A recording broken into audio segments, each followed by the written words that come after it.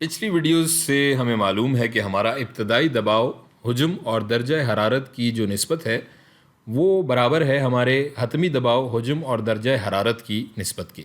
یعنی اگر اسے ہم لکھیں تو P1 انٹو V1 بٹا T1 برابر ہے P2 انٹو V2 بٹا T2 کے.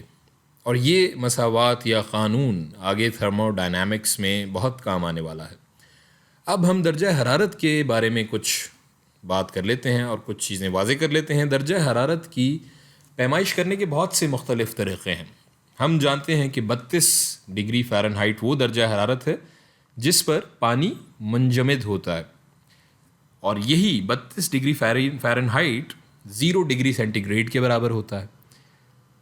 اسی طرح سے یہ جو سیلسیس کا پیمانہ ہے اس کا اندازہ ایسے لگایا گیا کہ پانی کو ایک طرح سے ایک ایبسلیوٹ یا آپ سمجھ لیں کہ ایک پیمانہ تصور کیا گیا، ایک مطلق پیمانہ کہ پانی جہاں جمتا ہے اور پانی جہاں ابلتا ہے اس کے مطابق یہ پیمانے فارن ہائٹ کا بھی اور جو سیلسیس کے پیمانے ہیں ان کا تعین کیا گیا.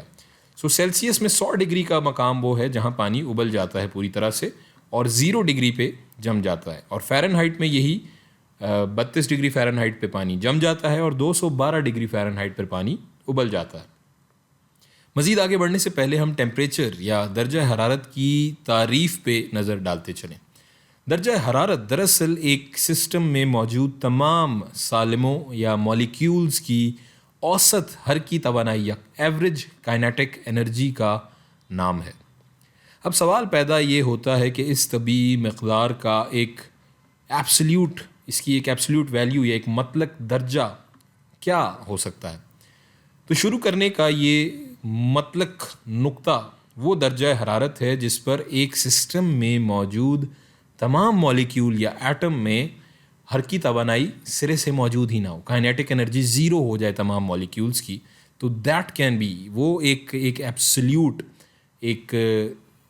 ایبسلیوٹ ویلیو ہو سکتی ہے، ایک مطلق نقطہ جسے ہم اردو میں کہہ سکتے ہیں. ٹیمپریچر کا سٹارٹنگ پوائنٹ ہو سکتا ہے، کیونکہ ہم نے کہا کہ درجہ حرارت نظام کی اوسط حرکی توانائی کے برابر ہے یا مالیکیول کی تعداد سے تقسیم شدہ نظام کی کل حرکی توانائی کے برابر ہے، یا دوسرے لفظوں میں اسے ہم فی مالیکیول اوسط حرکی توانائی بھی کہہ سکتے ہیں، یعنی کہ پر مالیکیول ایوریج کائنیٹک انرجی.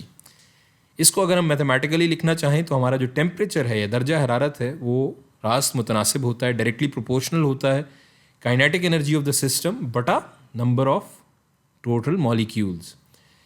یعنی کہ اس کو ہم کہہ سکتے ہیں کہ یہ ڈائریکٹلی پروپورشنل یا راست متناسب ہے kinetic energy of the total number of molecules, یعنی کہ کے of the kinetic energy of the molecules in a system. اب یہ کہنے کا واحد راستہ کہ درجہ حرارت 0 ہے تب ہو سکتا ہے جب ہر مالیکیول کی حرکی توانائی یا کائنیٹک انرجی 0 ہو، جب مالیکیول بالکل حرکت نہ کر رہے ہوں، بالکل ساکن ہوں. اور جس پوائنٹ پہ ایسا ہوتا ہے اسے ہم مطلق 0 یا انگریزی میں جسے ہم کہتے ہیں ایبسلیوٹ 0، یا اسے ہم فزکس یا طبیعیات میں 0 کیلون بھی کہتے ہیں. اور یہ برابر ہوتا ہے منفی 273 ڈگری سینٹی گریڈ کے، -273 degree centigrade. 0 Kelvin is equal to -273 degree centigrade.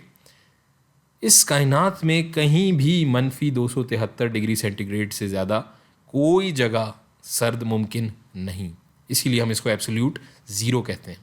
اس درجہ حرارت پر ایٹامک لیول یا جوہری پیمانے پر بھی کچھ حرکت میں نہیں آتا.